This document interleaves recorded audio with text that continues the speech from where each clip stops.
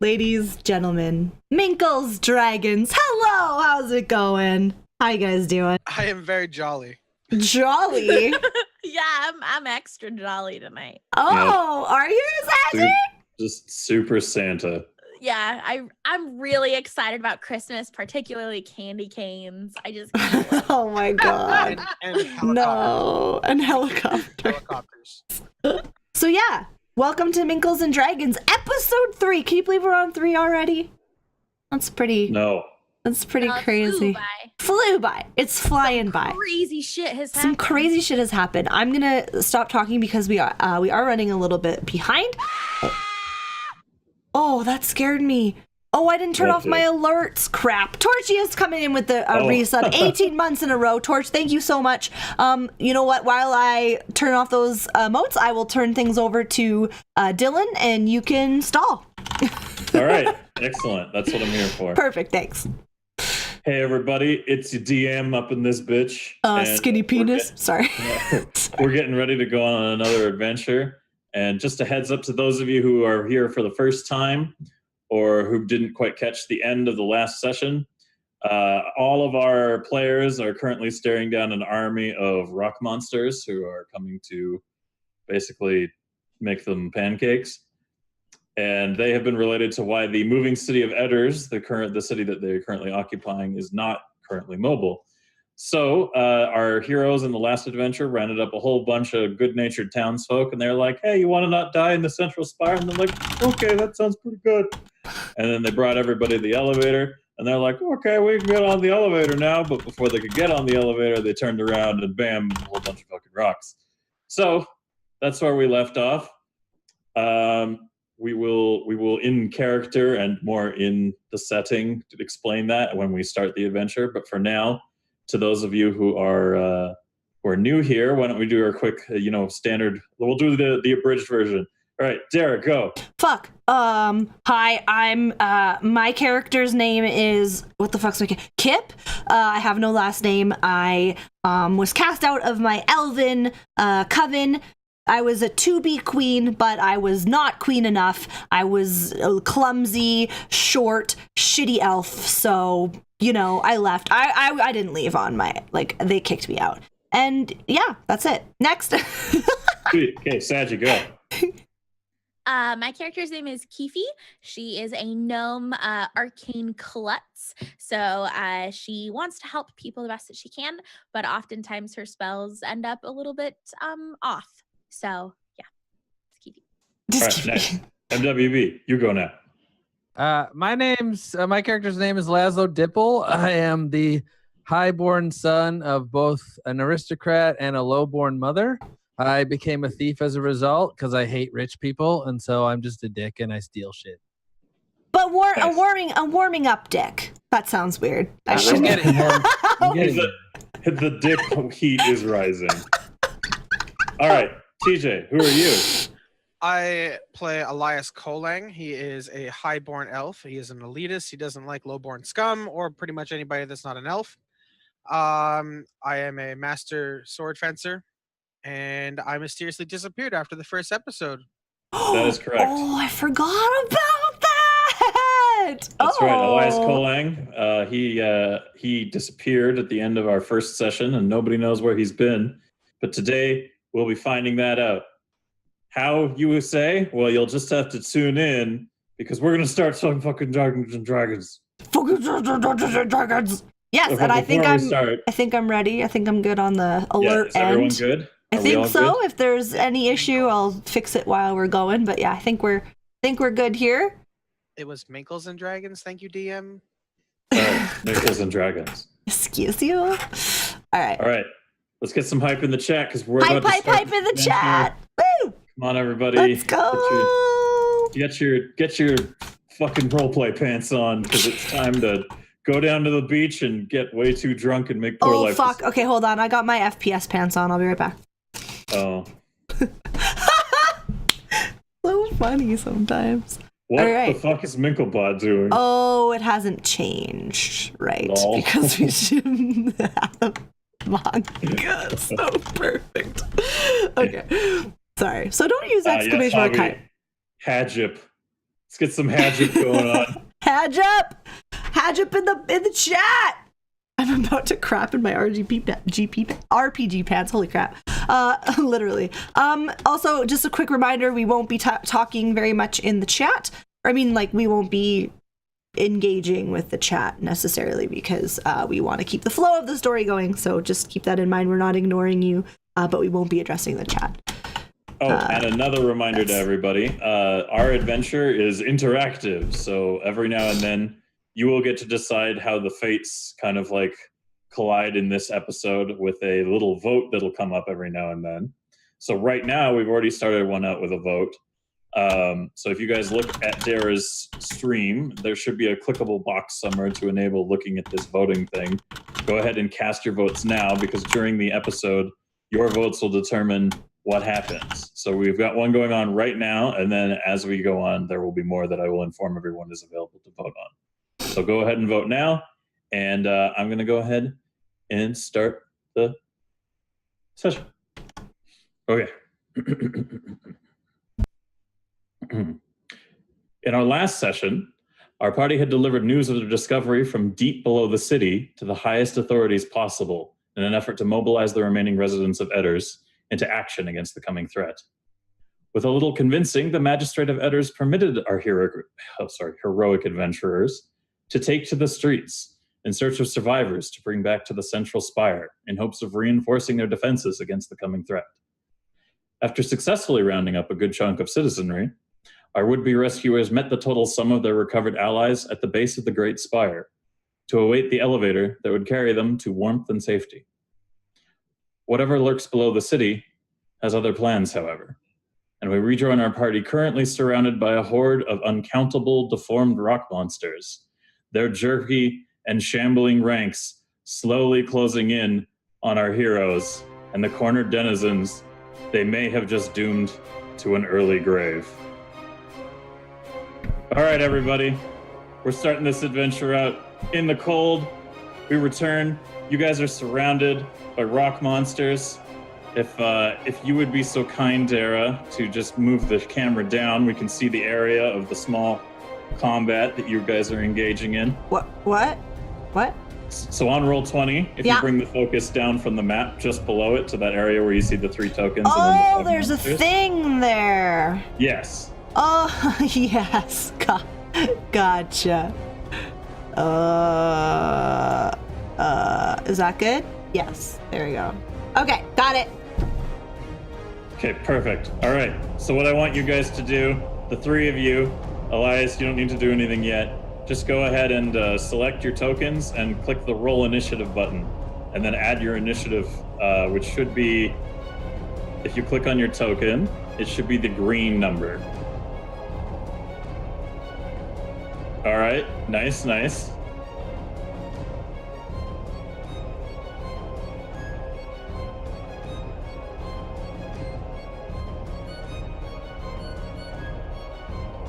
All right, perfect. Dylan, the music's a little bit loud. People are singing in chat. Sorry. That's okay.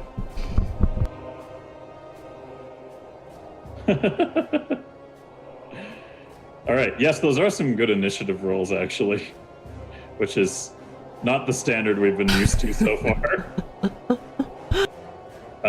Derek, good rolls ahead. do you want to go ahead and roll your initiative as well? I did. Also, Dara, on the stream, the little focus box for the roll thing needs to go down a bit. Oh, wait, what the fuck? Oh, like God. What the? Sorry, one sec. I don't know why it's changed. Sorry, guys. It's doing its own thing.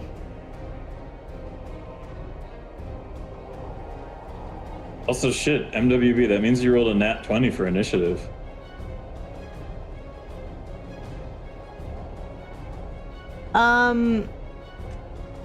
Okay, that's good. I did roll, though. You don't see my initiative? You didn't highlight your token. What does that mean? You gotta click on the little octagon with your face in it. Uh-huh. And then hit the roll. Yeah. And then put 6 in the thing again? Yes, absolutely. Why is it different? Weird. There you go. Because hitting that button adds you to the turn counter. Gotcha. Who's for what? I sees. All right, perfect. So we've rolled our initiatives. We've got our starting turns with Laszlo and Keefe, followed by 2 rock monsters. Then Dara, who is playing as Kip, and then 3 more rock monsters. But before we get into our fight here, I'll describe the situation around you guys. You are waiting at the bottom of the elevator. In the last episode, Dallin called for the elevator to be lowered by the intern. And so far, you haven't really heard anything in response to that.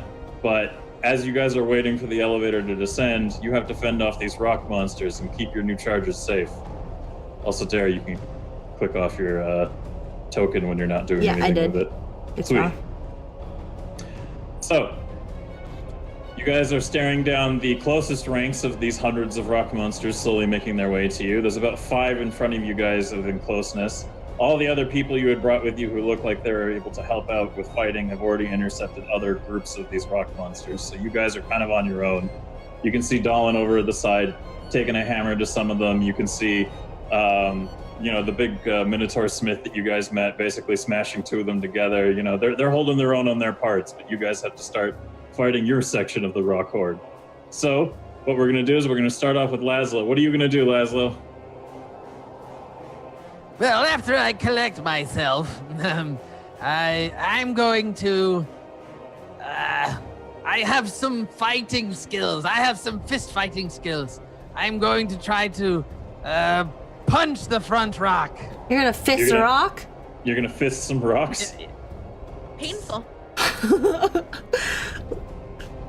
Okay, so you also remember that the last time that you guys fought these rock monsters, when you pulled it down with your lasso, that seemed to destabilize it enough. It didn't seem to hold together too well when being knocked to the ground. And then you also remember in the first episode that when you guys literally stabbed it and shot lasers of fire through it, it seemed to not really give a hell. So you're gonna punch the rock monster? Yes. Okay. What I want you to do is I want you to roll me a d20 at a -2. All right, cool. That's a 6. I'm gonna go ahead and roll myself a private roll here. And okay. So here's what happens.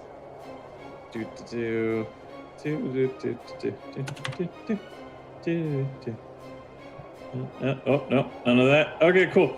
So Laszlo runs up to the front rank rock monster. He goes ahead and winds up and gives it a smash to the chest, or what looks like kind of its chest region. And his hand impacts on the solid rock, and you all can hear him basically shrieking in pain as his fist impacts with the solid rock, and you take 3 points of damage. Oh Lord, my wrist! However, you rolled a natural 20 in the initiative, so what I'm going to do is I'm going to give that to you as a free action. You go ahead and do one more thing before we move on to Keefe's turn. Is there anything else you want to do? I have my torch. I can light it and throw it at it. What about your rope? Do you still have your rope? No, he doesn't have his rope. He never got his rope back. Fuck. So you're going to try to go for the Frankenstein maneuver? Hope that maybe it's not going to enjoy having, fire bad kind of situation? Is that what I'm feeling?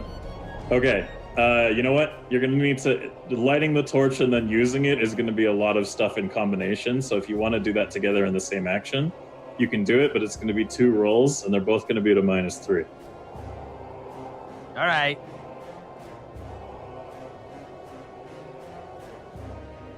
All right, so give me the first roll at a -3. Okay.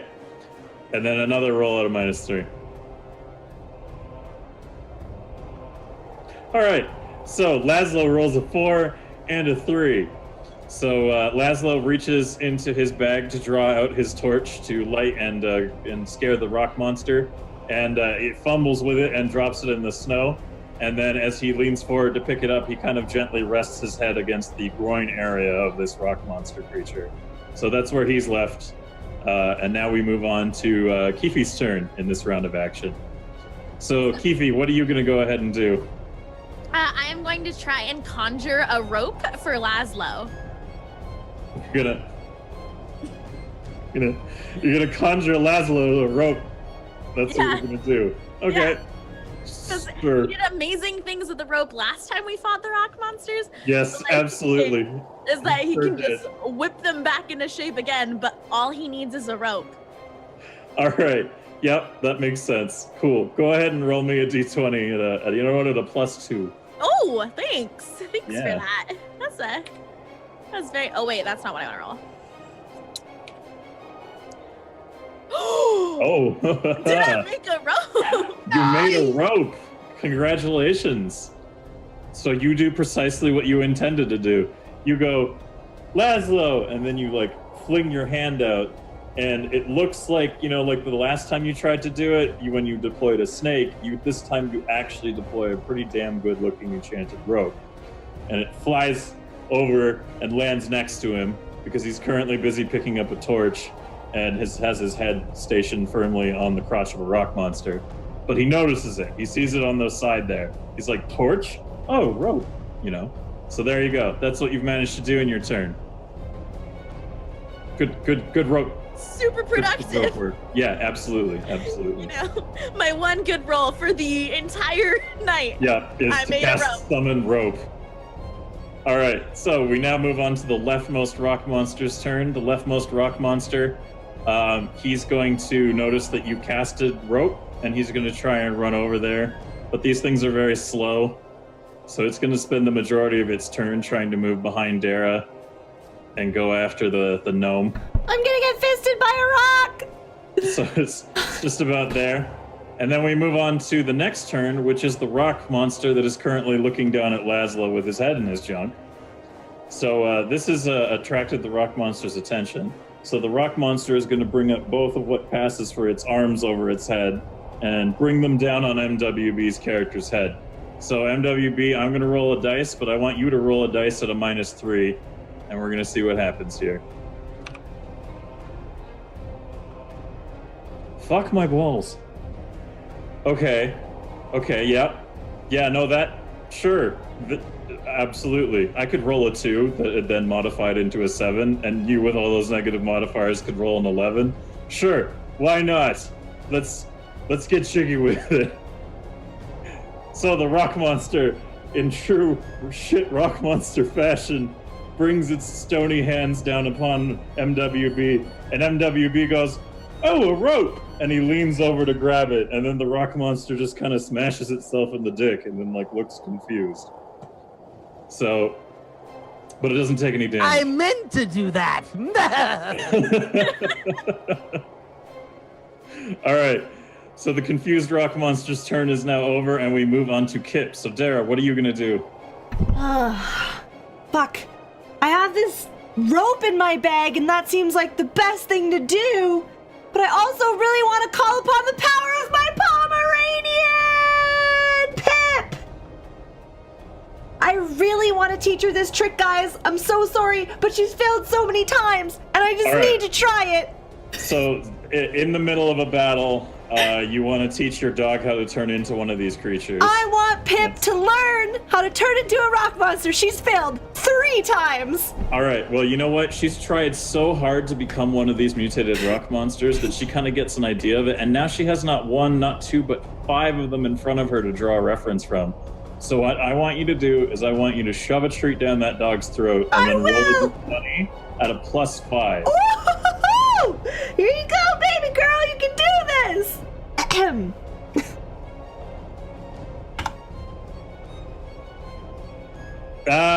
Excellent.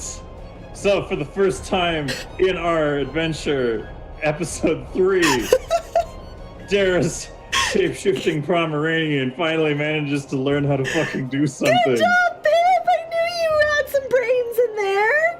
So Pip stares very closely at one of the rock monsters, and Pip transforms into... God damn it. I should have thought about this. 1 second.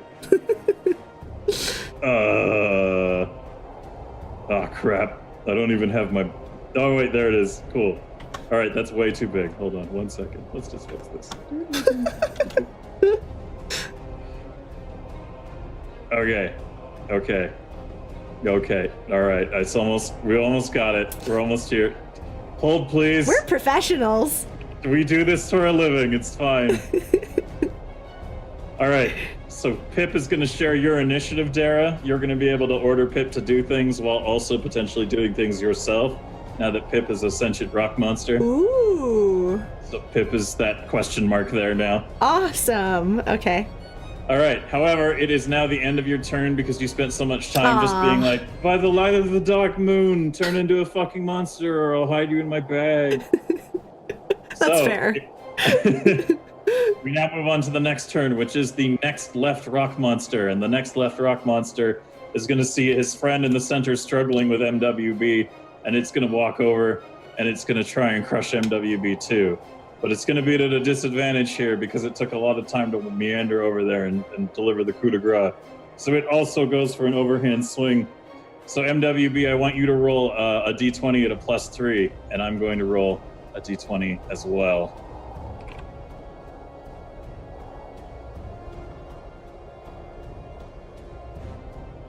Oh, sorry, Laszlo. So just go ahead and roll me a +3 d20 there in the chat log. Or did you already just do that? Did. Yeah, you did. Oh, I did. oh, it didn't It's tell the me.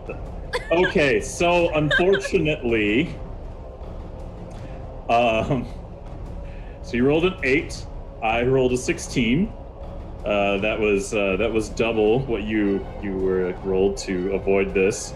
So unfortunately, you're about to be potentially crushed to death by a rock monster. But hey, Elias, could you go ahead and roll me a d20 at a +5?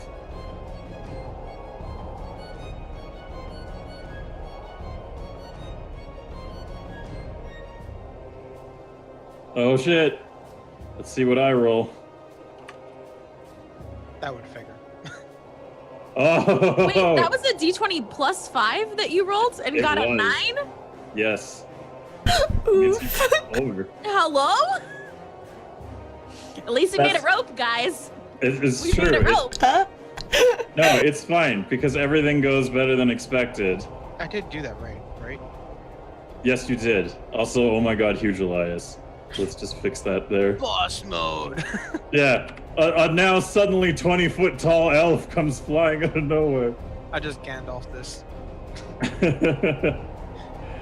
All right, so as you're about to get crushed by this rock monster, Elias comes flying out of nowhere and takes the thing by the head and basically kind of like wrestling move draws it down to the side beside MWB and smashes it into the ground. And that would have not actually gone that way, except I rolled a 4 for the defense of the fucking monster against your flying whatever the hell. What's that called in wrestling where they grab somebody by the neck and like go forwards? A suplex or a DDT, I think. Yeah, well, whatever it's called, you do that to the rock monster, and this destabilizes it and sends it to the ground. So it is, it's currently out of action temporarily. By God, I was nearly turned into soup. So Elias, you have joined the combat. That was your surprise action. Why don't you go ahead and click on your token and give me an initiative roll to see what turn order you enter into this fight with. What's my initiative? 6, right? Yes, your initiative is 6, so add 6 as the modifier. Nice, 21. That's good. Except I don't think you clicked on your guy. Yeah, I did. I don't see you in the turn order. Elias, TJ rolls initiative 21. Yes, but you didn't click on your token when you did it. That's what I'm saying. Oh, now it's letting me do it. Okay. I had to click like 13 times. There we go. I assigned everything there. Okay, give it a roll just to add you to it. Click on your token. Okay. And then hit roll initiative and add the 6.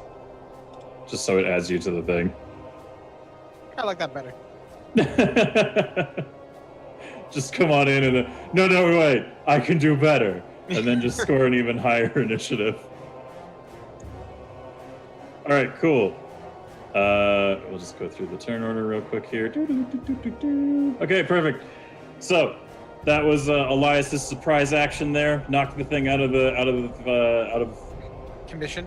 commission. Yeah, thank you. Those are the words I'm looking for today in How to Not English. So the other rock monster on the right, closest to Kip, is gonna see this crazy shenaniganry go down, and it's also gonna start making its way over to where Elias and MWB are. And it's going to MWB, or sorry, Laszlo is going to kind of like be like, holy shit, you know, and then this thing's gonna come down next to him, and then another one's gonna come up and try to kick him. But it's at a really low score. So MWB, can you roll a d20 with a +8?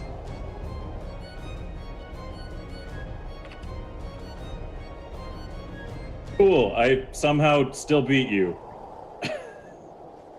So the rock monster's gonna come up and give you a good bootin', and you're gonna get booted. And then, you know what, roll me another d20 at no modifiers. Okay, cool. So it doesn't happen the way that I was, but we're still gonna unfortunately have to deal with a bit of damage here. Oof. All right. Well, that could have been better, or worse. Sorry. So you take 4 points of hit point damage and get kicked over on your side. But now the benefit, the rope came with you. So on your next turn, when you get up, you'll have a rope to use. And after that, that rock monster runs up and gives it the old boodaloodle.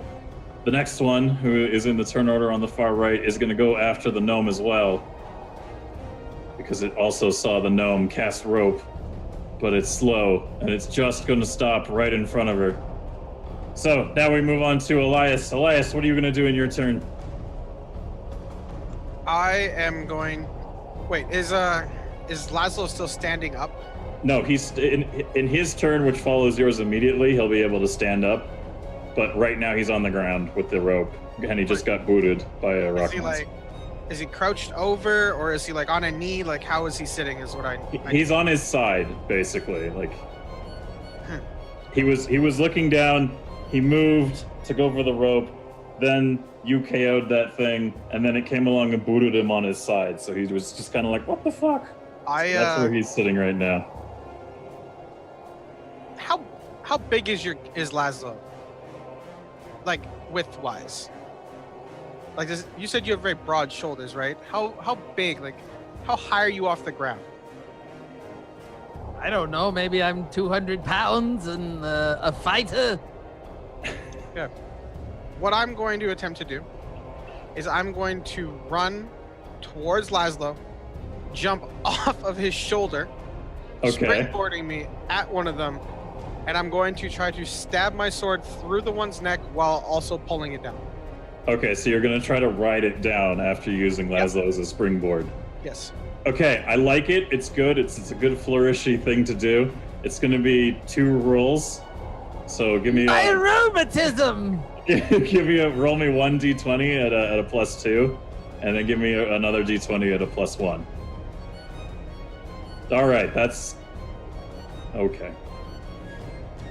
All right, so you're gonna move to springboard off of Laszlo to ride that monster down into the ground, and Laszlo's gonna go, "What the hell?" And he's gonna shift, and you're gonna be like, "Fuck!" And then you're just gonna land in a pile on the ground. Oh, thanks, Laszlo. I tried. He didn't get the memo, so he was like really quick to be like, "Fuck off." But now we join Laszlo on his turn. So Laszlo, what are you gonna do now that you have magic rope? Do I have a giant elf on me? You don't have a giant elf. He collapsed beside you. Like, here, I'll change his positioning. There. That's where Elias is currently laying, after not making it off of your shoulders. I punch him in the chest, and then I get up, and I use my rope on the nearest rock monster around his head. All right. Well, you're gonna. You can do that, but if you choose not to do the chest punching, I can give you a better modifier. I'll withdraw my punch. Okay, so you're gonna get you can give him a nasty glare if you want. Oh, a glare like this? Yeah, just like that. And now you can kind of lasso one of the rock monsters. Which one? Do you want the one to your south more or the one more to your east? Actually, the one to the south. He's still a little confused. All right, you're gonna the one that you previously had some intimate contact with. You're gonna lasso around the top and try to pull down. Yes. Okay, go ahead. Give me a d20 with I'm gonna say +2. Oh, that's a pretty good roll. Let's see what the rock monster has to say about it. The rock monster fucks that up pretty hard. So you go ahead and there is no obstruction here. I rolled a 2. These rock monsters are not proficient at their jobs.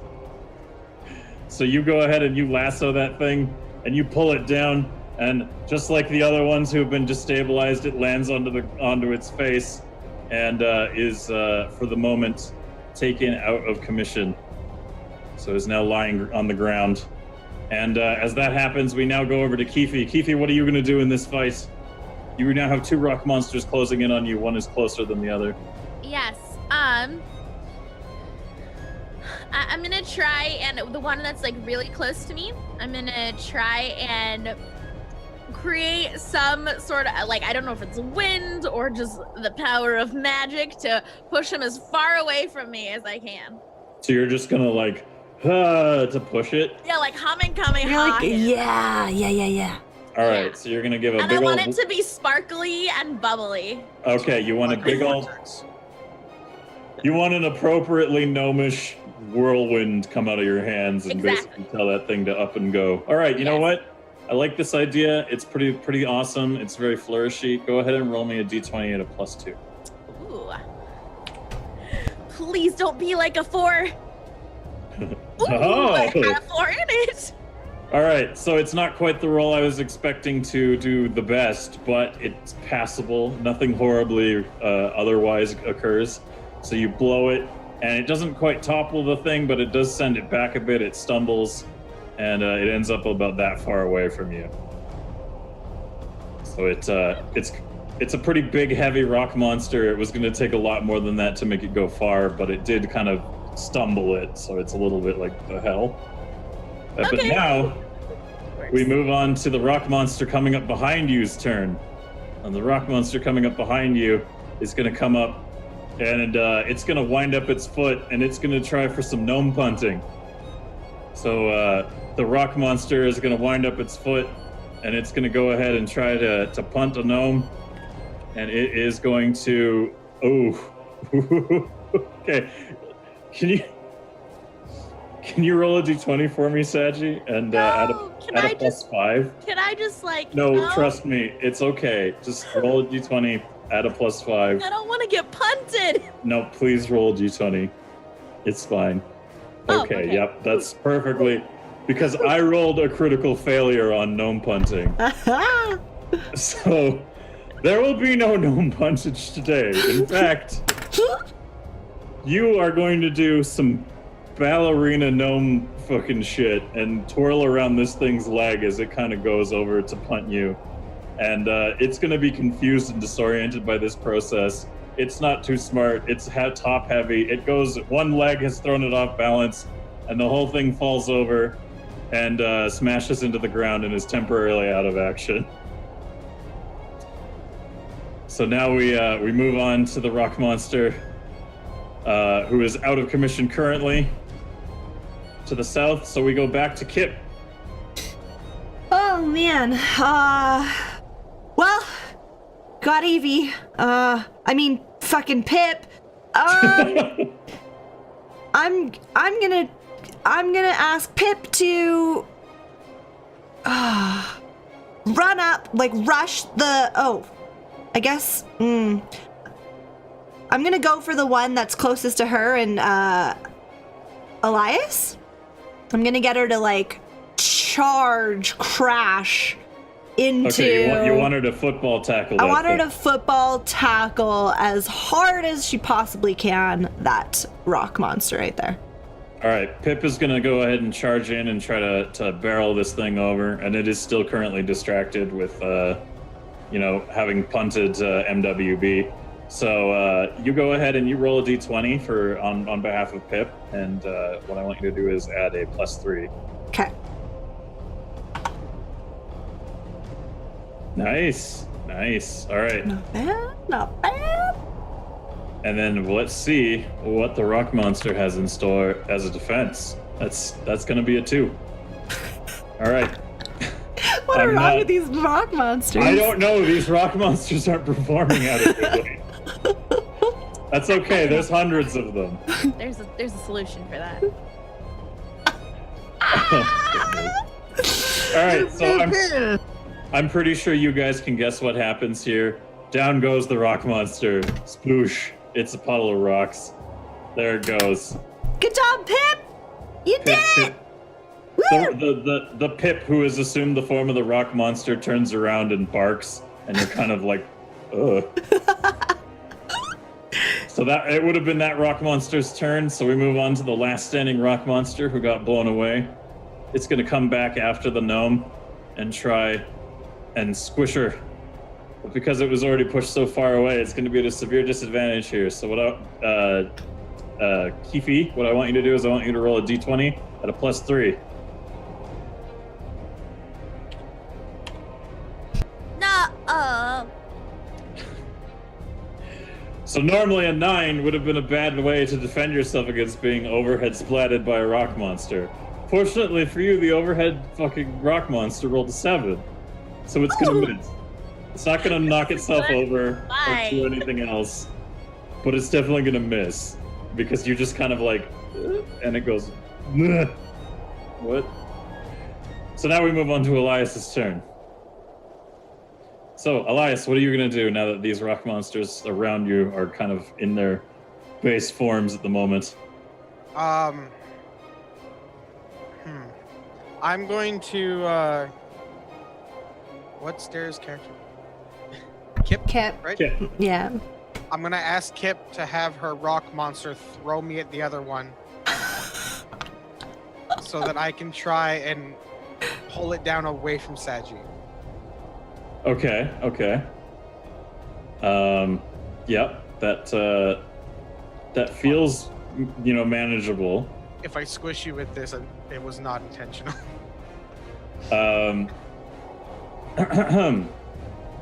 So as you guys kind of deal with that situation, you are aware that you can hear in the background the sound of like the elevator. We're gonna, before this throw goes down, just for potential extra comedic effect, we're going to resolve the results of the poll. So you guys all voted, and you all voted for one option by a 60 percentile. So the 60 percentile option is going to win. And as you guys listen to basically in the background, you can hear the grind of the stone elevator coming down, and you're like, "Oh yes, thank God, finally!" So as you hear that starting to descend, let's go ahead and give some combo rolls here. So Dara, I want you to roll a d20 at a -2, and Elias, I want you to roll a d20 at a -1. I actually put a minus in front of that, right? Yes. Okay. Oh, baby! Baby! Sorry. Nice. All right. So, because even though it says 18, the green border around Kip's roll indicates that she rolled a natural 20, which is a critical success. So the critical success overrides the majority of what's going on here. And Elias, you rolled decent enough to not be troubled by this process. So what's going to happen is you're going to jump into this thing's arms, and then it's going to overhand, basically like, it's going to like ballerina lift you up, and you're going to like cross your arms to get ready to kind of get flung, and it just overhands you towards this thing. And it goes pretty well, but we're going to see how the rock monster handles getting hit by a ballistic elf. The rock monster isn't going to handle getting hit by a ballistic elf well at all. I rolled a 2. I have never rolled. All right, who hacked the system? So, who tampered? Who tampered who's with doing this? What the fuck is going on here? I swear to Christ. I feel unsettled, like there's an impending doom, like It's gonna happen eventually. Things are going way too well. So this overhand ballistic elf is going to impact with the guy there, and you're going to in midair. You're basically going to reach your hands out and put your hands on its shoulder as you make contact with it, and ride this thing down into a pile. So you like go down with it, and then you surf the rocks forward. I wanted to like put my arm around its head and grab it as like my sailed over its shoulder. Oh, so like just grab it and bring it down like this, with and like pull it down as I'm sailing over it. Okay, cool. Yeah, we can do that. So your ballistic elf abilities bring this thing down, and it hits the deck like a sack of bricks, and this thing goes down and splatters everywhere, and these rocks kind of scatter out, and you can see that this first rank of these rock monsters have basically been dealt with for the most part. They're starting to kind of roll together and and get their stuff together, and as you're kind of watching, you can see the next rank of these rock monsters kind of coming forwards, and they're all starting to kind of like move in more. So there's just more and more rock monsters. I did say there were hundreds of them, and now you're kind of feeling the impression that maybe it's going to be a little difficult to hold out against so many of these things. But as you guys notice more and more of these rock monsters basically kind of piling towards you, you hear from behind you the sound of the opening door that leads towards the elevator into the central spire. And you look behind you guys and see that it's open, and the closest people to it are now funneling in with desperate abandon to kind of get into the elevator. Are you guys going to go with them? Yes. Absolutely. Yes, indeed. Let's freaking go. Big yes from me. All right, cool. So you guys scatter off of the area into the elevator. I'll just kind of head up there, and that's supposed to be hidden. So let's just do that there. Okay, good. And Pip comes with bark, bark. I'm a rock monster. So proud of her. So proud. You guys race forward into the elevator, and you can see this army of rock monsters basically kind of making their way forwards towards where you guys had escaped to the elevator. And as you're looking behind you, you can see all the rock monsters that you previously had knocked over start to reform, and they're all kind of patching themselves back together. And Roll20 is going to immediately tell me to eat a dick, so I'm just going to fix that real quick. There we go. We fixed it. So now this big horde of rock monsters gathering themselves together. They start heading towards this elevator that you guys are on. And as you guys kind of start piling in, you see that they're starting to move towards you. And just before these rock monsters reach the doorway, you can kind of hear the sound of the door coming back together and closing.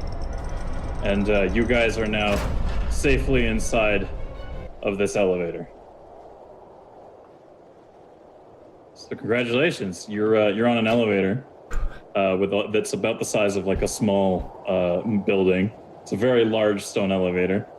This one previously had taken you guys down to the bottom of the city, but now what it's going to be doing is taking you to the top. So you guys are kind of all sitting in the elevator, and you have a bit of a moment to breathe, so go ahead and collect yourselves and tell me what you're going to do while I go ahead and write the next poll. I am standing there brushing off my coat. On me, trying to clean myself, because dust is unacceptable. I catch my breath, and I look over at Elias, and I'm like, where the heck were you? I just give her a slight glance back, and I'm like, that is not for you to ask me. What? Yeah, it is. We've been through a lot of stuff, and you just fled and just come back all willy-nilly? You don't expect me to ask where you've been? Just abandon us like that? You think I fled? Yeah, it seemed so. I was trying to find a way around to save you, Lowborn. I just shake my head and shrug it off.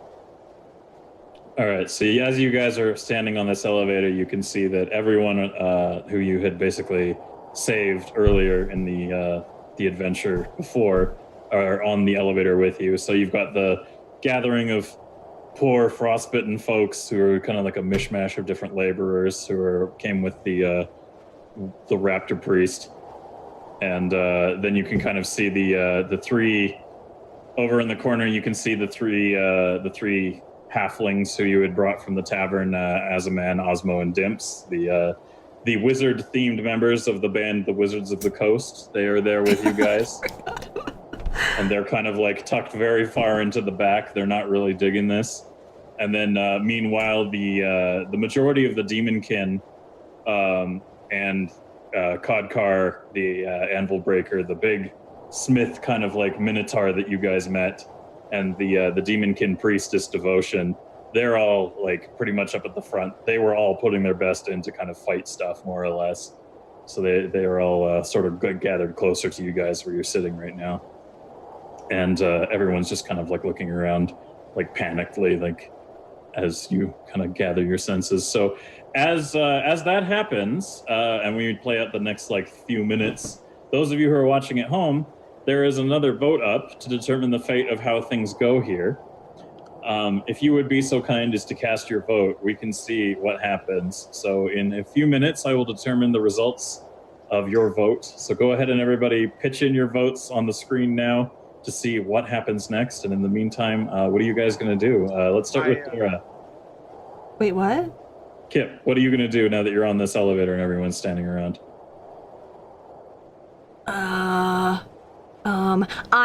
Okay, I bend down and I pick up my now back to dog form Pomeranian, and I'm like smitten with her. Oh my god, you did so good.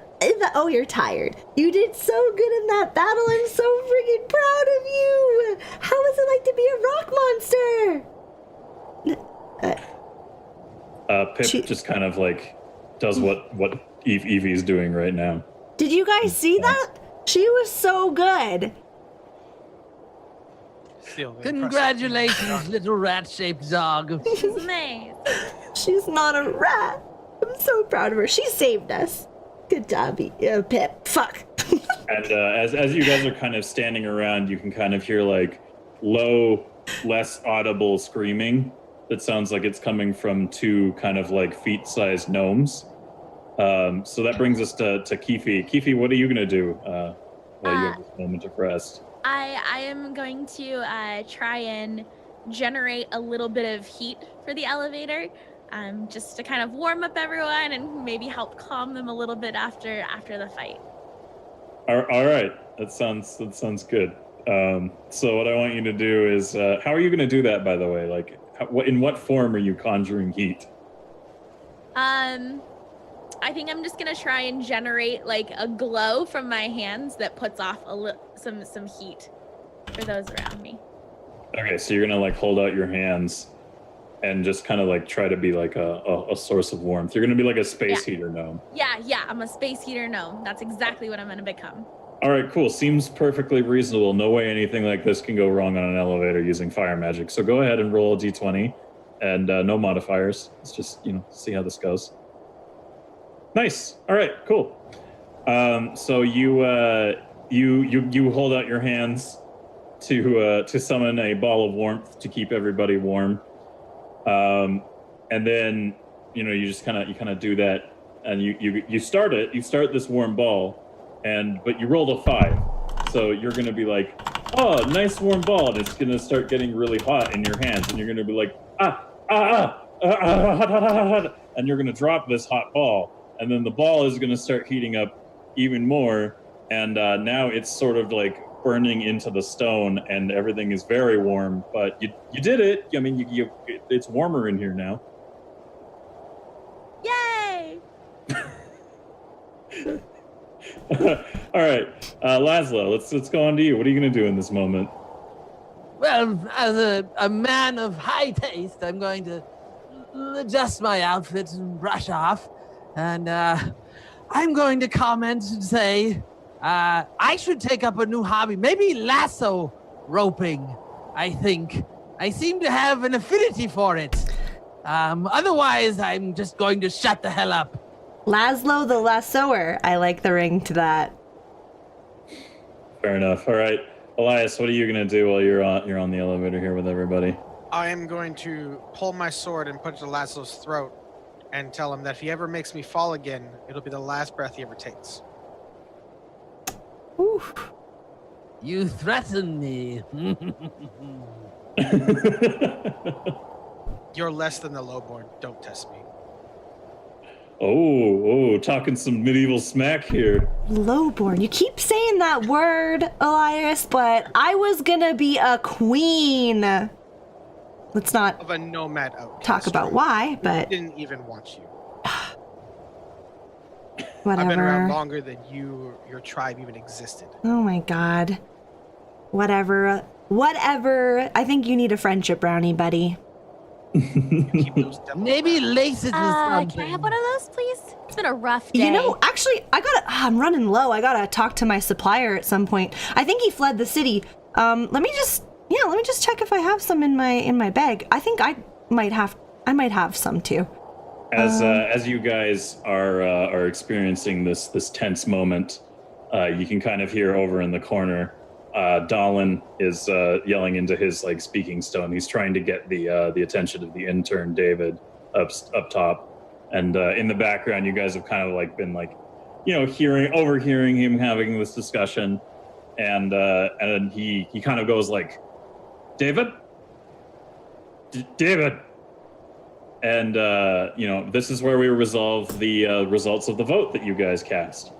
So David doesn't respond, but eventually, as you guys are standing on this platform, and there's a very tense situation where Elias has his sword pointed at Laszlo's throat, the elevator starts to move upwards. So, in correspondence with the votes you guys all casted, we will now resolve that. So the elevator begins its ascent, and you guys are all kind of feeling it shift around you, and it's a good time. You're happy that the elevator is going up, and as it rises and rises, what are you guys going to do before it reaches the top? Let's start with Dara. What's your reaction to everything going on right now? I'm fairly indifferent, and I literally just pass Keefe a little piece of my brownie. Okay. And then I have a massive, no, just kidding. I have a little bite for myself as well. I'm gonna feed a little bit to my gnome feet. A little high gnome feet. There's no way this could go bad at all. Yeah, all right. So you give your gnome feet a little bit of the elven friendship brownie. And they're like, they stop screaming in abject terror for a little bit that you all can barely hear because their voices are just so tiny, and they're like a little calmer now. You've managed to calm down your panicky gnome feet. And so that's you two doing things. Laszlo, what are you going to do here in response to having a sword to your throat? I'm going to slowly back away and say, my father is still a very rich man. Don't call me lowborn. And I'll ask you to remove that sword from my throat. All right, Elias, what do you have to say in response to this? You misunderstood. I said you're less than the lowborn. The lowborn is better than you are. No, I heard you. And your father is minuscule compared to anything that we elves are equivalent to. You keep Ooh. on thinking that. All right, so we resolved our little interactions here. Nobody got stabbed in the throat. It's good. Sorry, were you about to say there was something else you were doing? I'm going to pull my sword away, but at the same time point down at Saji's gnome feet and be like, what happened there? What do you think Tragic. happened? I tried to help. The only competent one in this turned her feet into smaller versions of herself. I mean, now there's just more of me to contribute to great ideas. I mean, actually, this was a piece of brilliance that just happened. Now there's more minds, more magical mishap. Nothing could go wrong. I'm just gonna put my sword away at this point and just turn away. All right, that's fair. Okay, so The elevator you guys are all riding now is it's going to come to the top and it's going to stop. And there's going to be a brief moment where the doors basically aren't opening, and you guys are all kind of like, "What the hell?" And then eventually, the doors leading into the central spire open, and you guys can like see there's nobody really around, and as you're kind of like watching the whole area, you see that this entryway up into the front of the central spire is like it's empty, right? And you see the doors leading into the central spire that you guys entered before, and it's just a solid rock face, like there's no way in. So you guys are now just standing in this courtyard, doing essentially nothing. And Dara, the stream was doing something weird there. I could see like a white screen. I was looking at some of the names of the characters, so it shows. I was trying to remember Devotion, trying to remember her name. So to the players, if you look under journal, yes, you'll see that NPC characters, there are names for a bunch of characters now. Yeah. Which will eventually have corresponding like representations. Yeah, but, it does. Some of them haven't been filled out completely. The top 4 in that list I haven't filled out completely, but they will be. That's okay. I just literally like wanted to remember what her name was because it's all good. I fancy her. Yeah, you fancy the demon priestess. Of course. Sorry, demon kin. Can I ask the halfling band if they can maybe play a little tune to cheer everybody up? They're pretty far ahead of you guys. You guys are on the far end of the elevator. Most of everyone has kind of started shifting towards the central spire. So are you guys going to join them in walking towards the start of the spire? Yes. Yeah. And as I do, I'm going to bump Laszlo out of my way. My God! Calm your tits. I'm like snorting laughing behind him. Fair enough. So you guys kind of wander up towards the doorway, and you can see Dallin kind of like looking at the door, and kind of he just kind of looks up and knocks on it a bit with his hand, and then everyone just kind of stands around waiting. So everyone's just sort of waiting here at the doorway, and then a little bit of time passes, and everyone's kind of standing out in the cold of this little area between the elevator and the front door to the central spire that's open to the elements essentially. And after a little bit of time, Dallin kind of like clears his throat and puts the rock to his throat and goes, "Hello? Is anybody inside?" And as you guys kind of wait a bit, there's still no response. So what are you guys gonna do now? We all have stones, don't we? Can't we just yell at him all at once? It's true, you could all put your stones to your throat, except for Elias. He doesn't have one of the talking stones. I wasn't present for that. Yeah, he didn't get the handout. But the rest of you guys could all potentially kind of try to get their attention too. Maybe if you guys all want to put your stones to your throat and start, as one trying to get the attention of people inside. David! Yeah, I'm gonna join in the stone yelling. Same. That was kind of a cue for you all to just sort of simultaneously start Yelling. Oh, okay. David! Hello? David! Anybody? Hello? Is anybody there? Oh my God! Everyone, shut up! You hear Siphius come over his talking stone to all of you, and you now have a response from Siphius over his talking stone. And he goes, What can I do for you all?" We'd like to go in now.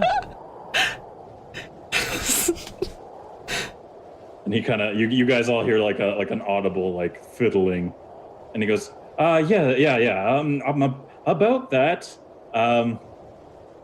And you can't. I'm doing expressions, but you can't see these because he's obviously in a different room. But yes, so here's the thing. there's a lot of rock monsters out there, and I don't know if they can get up here, but the magistrate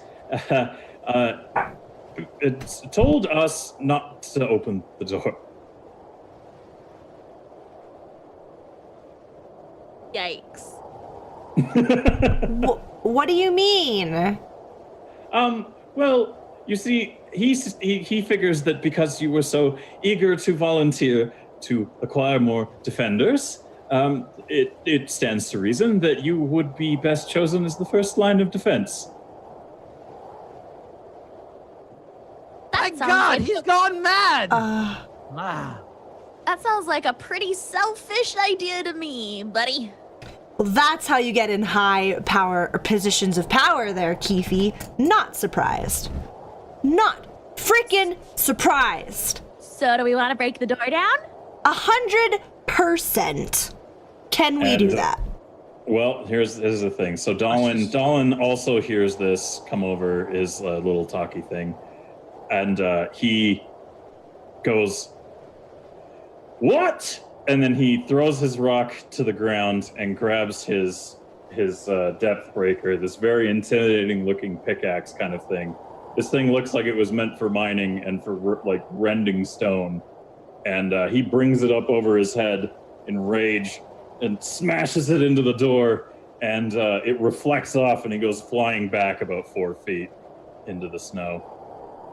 And you can see that there's just no visible mark on the door. So maybe that's not gonna fly. Except for Dolan. A dwarf-proof stone. Never thought I'd see that day. Shit. What are we gonna do, guys? That's a good question. What are you guys gonna do? Let's start with Dara. Dara, what do you think you should do in reaction to the situation? Maybe Keefe is able to open it. She's done such good things for us. Maybe it's not, maybe her magic. You say that as you hear this sizzling ball of increasing heat on the elevator kind of slowly eating its way. God. Guys, we gotta do something fast. I'm a little bit high. I don't know. I can't feel my face anymore. Are there any visible cracks in the door? No. There is not. There's you can see there's no like seals anywhere that potentially a very, very, very small gnome could climb through and go strangle Siphius, possibly. There are no cracks. You can't see any cracks whatsoever. Okay. Dylan, do we know at this point that the rock monsters are made out of the same material the doors are made out of, correct? They're not really made out of the specific material up here. They're more of cobbled together out of random rock pieces. That's kind of been bastardized and fused together. So they are definitely made out of the same stuff the majority of the city is made out of. But it looks like whatever is putting them together doesn't really have a good sense of how to do it. It just kind of figured out, I make humanoid forms now. Okay, so to clarify. In episode 1, they came out of the door, out of the walls. They came out of the walls, yes. They are made out of the same material that this wall's made out, or door made out. Yes, you can confirm that you did see them basically shift through walls and phase through walls. Okay. In that case, I look over at Keefe and I'm like, do you remember the rock monster that you blew his head apart with that fireball? That was a really lucky roll, my friends.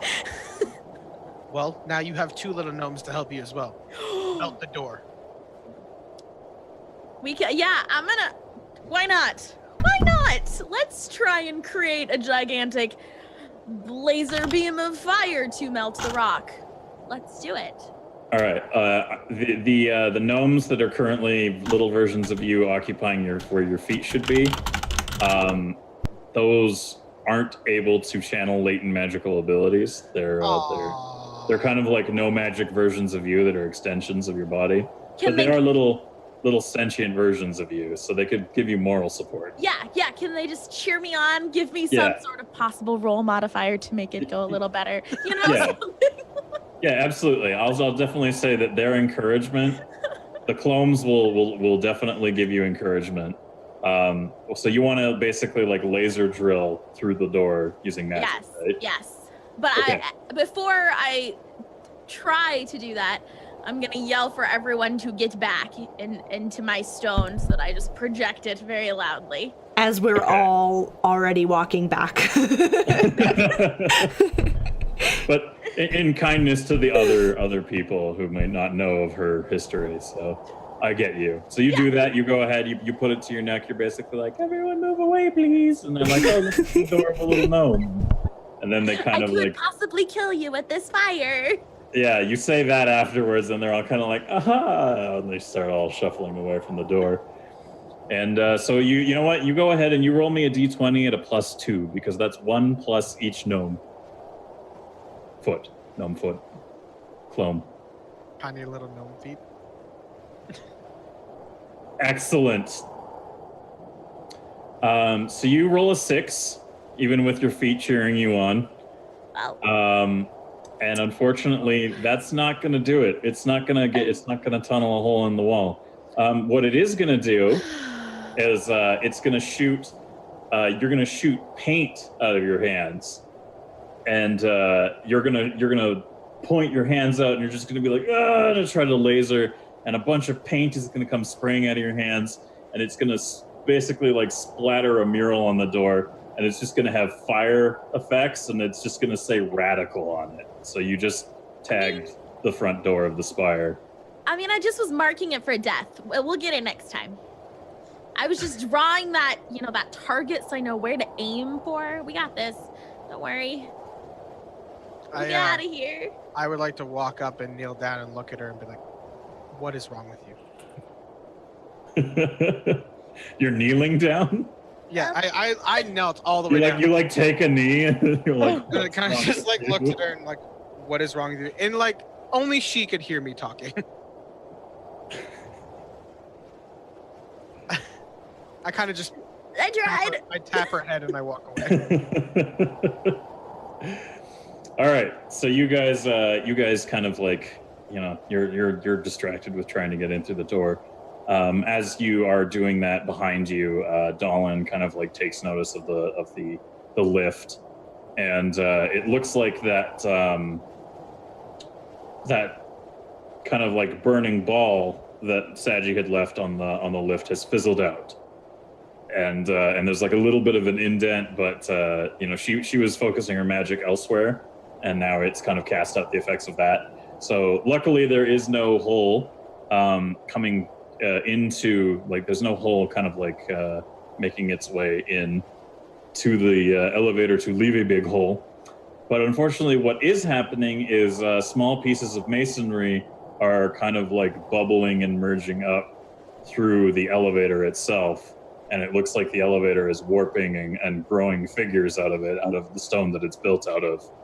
And Dolan kind of like goes wide-eyed, and he turns around and he goes, hey, there's a thing over here.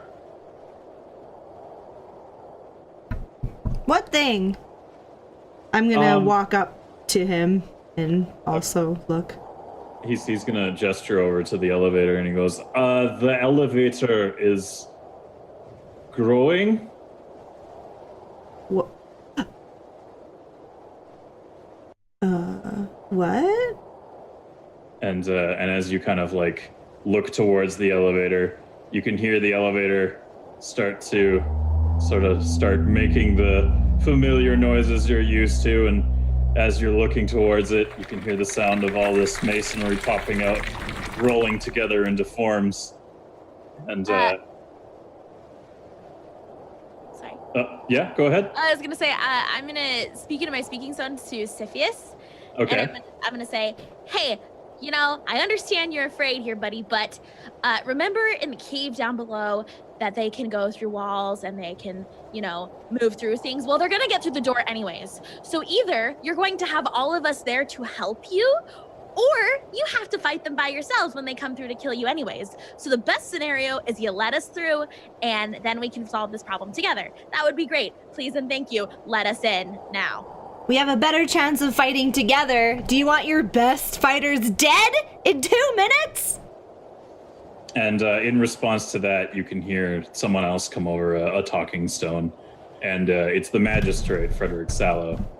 And he basically like comes over it, and in reply, he says, "No, I don't want my best fighters dead. That's why all of you are out there first." And then you can hear the sound of him basically like crushing a rock into powder, which makes a weird microphone feedback noise for some reason. And now you get the impression that nobody's coming to open the door. Well, when we get out of here, we're not going to be helping them. No kidding. What are we gonna do?